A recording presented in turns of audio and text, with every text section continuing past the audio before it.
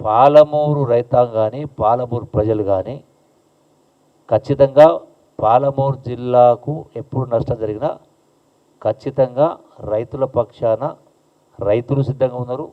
రైతుల పక్షాన పడడానికి కాంగ్రెస్ పార్టీ సిద్ధంగా ఉంది. అంటే మా ప్రజాప్రతినిధులందరూ కూడా కలిసికట్టుగా ఉండి ఇటువంటి అక్రమంగా తరలించే ప్రయత్నం చేసినా ఖచ్చితంగా మేము ఊరుకునే పరిస్థితి ఉండదని చెప్పని మరొకసారి ఆంధ్రప్రదేశ్ ప్రభుత్వానికి కూడా హెచ్చరిస్తూ, తెలంగాణ రాష్ట్రము కరెంటు ఉత్పత్తిని బంద్ చేసింది ఎప్పుడో, కానీ ఆంధ్ర కంటిన్యూ చేసే కార్యక్రమం చేస్తే ఇప్పటికే ప్రభుత్వ పరంగా ఇరిగేషన్ మినిస్టర్ గారు కానీ సంబంధిత చీఫ్ సెక్రటరీ కానీ వీళ్ళందరూ కూడా మాట్లాడడం జరిగింది. సో ఎప్పుడైతే వాళ్ళు రియాక్ట్ కాలేదు కాబట్టి మేము ఈ పద్ధతికి నిర్ణయించుకోవడం జరిగింది.